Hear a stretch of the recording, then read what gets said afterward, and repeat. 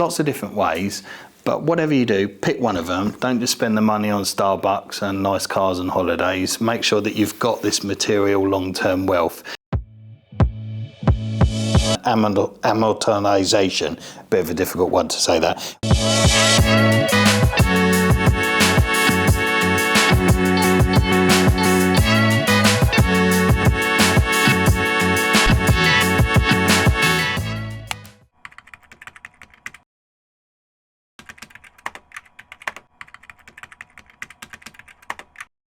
Right, so you've watched all the videos, no doubt, and if you haven't, please go back through them.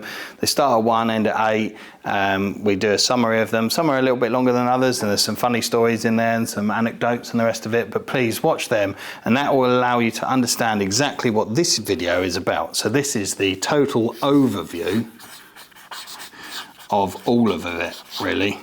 So that is... coupled in that, there were a couple of buildings that we flipped over, some that we bought for various other reasons, but there's approximately 14 buy-to-lets in that lot. I know the stuff I showed you doesn't quite add up to 14 because there's one that we're refurbishing at the moment, which I can't really tell you about. That will go on to that list.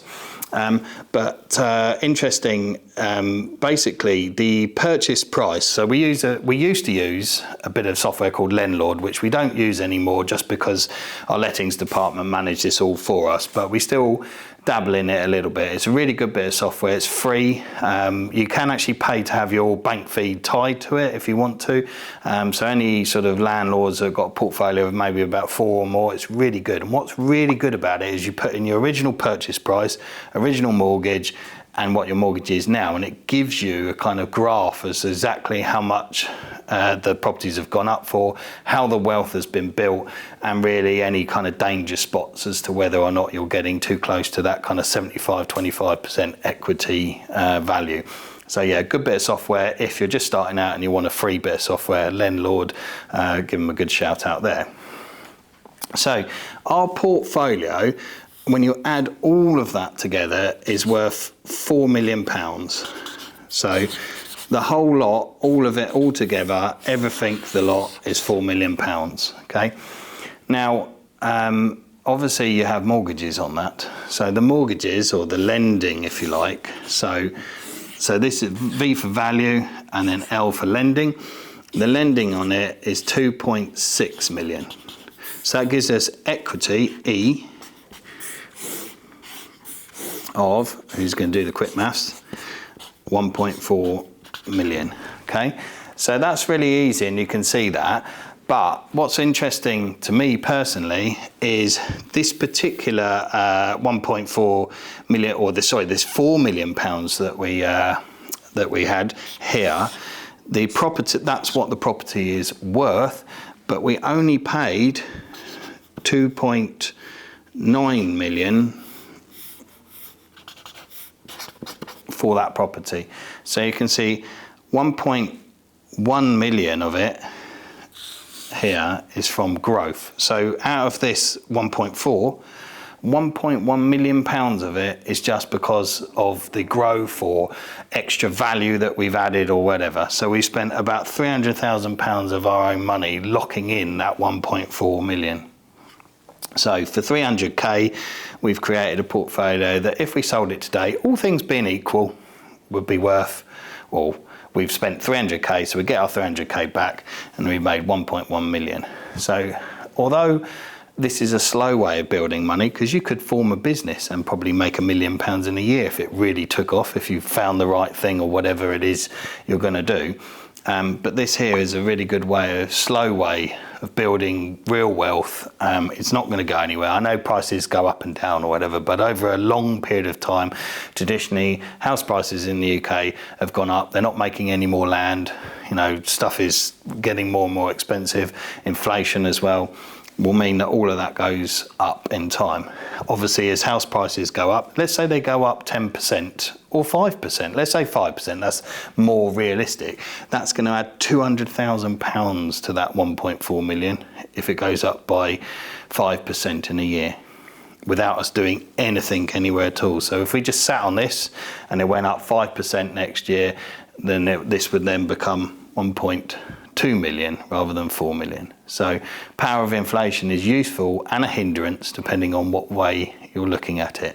So these are assets. They will generate you money, because don't forget, all of this here generates us rental income. The rental income is approximately 20k a month, with the mortgages are about 9k. Okay, and some of these mortgages are really high rates, because I know somebody will say, oh, there's lots of low rates and you've locked them in for a long period of time, but actually probably about half of those, all these ones that we've purchased, 2022, 23, those sort of things, are on the higher rates in the UK. So you can see here 11k, obviously there's costs and things to run, and we're probably clearing maybe 7 or 8k a month out of that on top of this if it goes up by 5%. So obviously I'm a big advocate of property for building wealth. And I know there's lots of videos out there. This isn't the only way.